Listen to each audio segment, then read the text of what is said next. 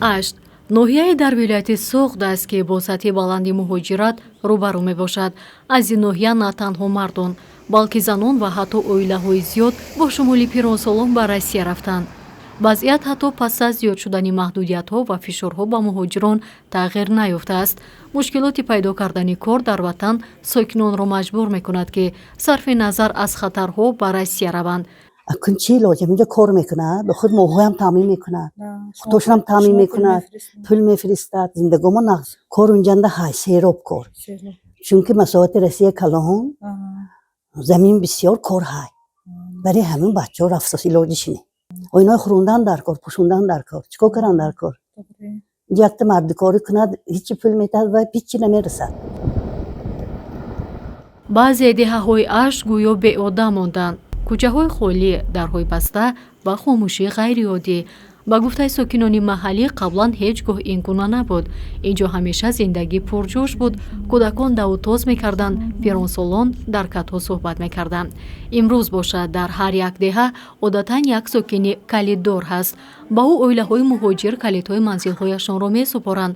бо пардохти муайян ӯ бехатари хонаҳоро назорат мекунад ва дар мавсим дарахтонро об медиҳад. дар ҳамин маҳаллае ки мо зиндагонӣ мекунем 40 хоҷагӣ мавҷуд аст. аз ин 40 хоҷагӣ ҳоло дар инҷо 12 нафар зиндагонӣ мекунанд. аксарияти онҳо дар муҳоҷирати меҳнатӣ қарор доранд.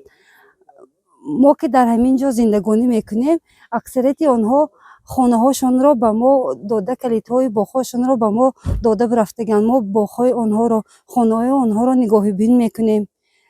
азбаски онҳо дар ин ҷо нестанд ҳар сол як бор меоянд онҳо хонаҳошонро хабар мегиранд боғҳояшонро хабар мегиранд боз ба муҳоҷират бармегарданд. бештар дар вақти баҳор меоянд онҳо. аз сабаби ки дар ин ҷо кор нест зиндагӣ барои зиндагӣ кардан маблағашон намерасад ва ҳамин барои кор кардан ба муҳоҷират мераванд. طبق معلومات رسمی مقامات تاجیکستان سال گذشته قریب 600,000 مهاجر به روسیه سفر کرده است.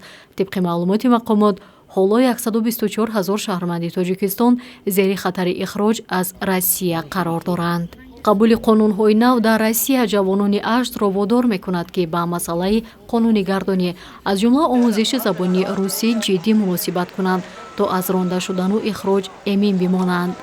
Недавно вернулся в Таджикистан. В нынешней ситуации сказали, что вот нужно готовить документы, чтобы там, когда проверяют, чтобы не было никаких там лишних вопросов по поводу миграции, по поводу там того, что мы не знаем язык, там, например, вот русский, да. Каждый, по-моему, имеет право, вот если он знает, если он может, идти туда и работать полностью.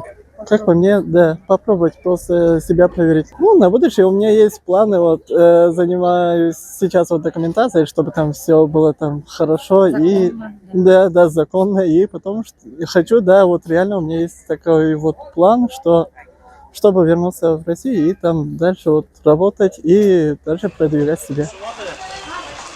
онҳое ки дар деҳаҳои худ мемонанд кӯшиш мекунанд ки бо ҳар роҳе дар ватан пул кор конанд, аммо интихоб кам аст, одатан кишоварзӣ ва ё савдо.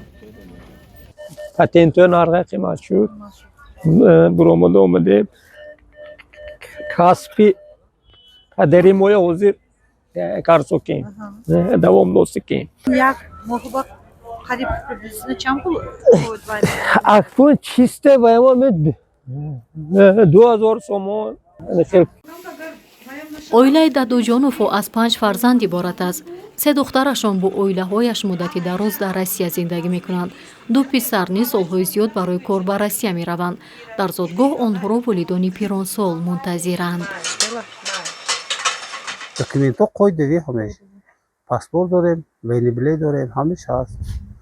инҷо кити кора монем мо кити ки кори шаҳр инҷанда кор мекунем худоро шукр.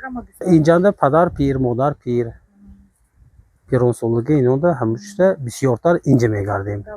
давлати пиринда фарзандо ҳамеш ҳамиҷа. соли 2023 аз ашт 17,500 нафар ба муҳоҷират ба Россия рафтанд. соли 2024 бошад танҳо дар нимаи аввал қариб 24,000 нафар ба муҳоҷират рафтанд. яъне теъдоди муҳоҷирон аз ин ноҳия зиёд шуда тақрибан 14% аҳолии ноҳияро ташкил медиҳад.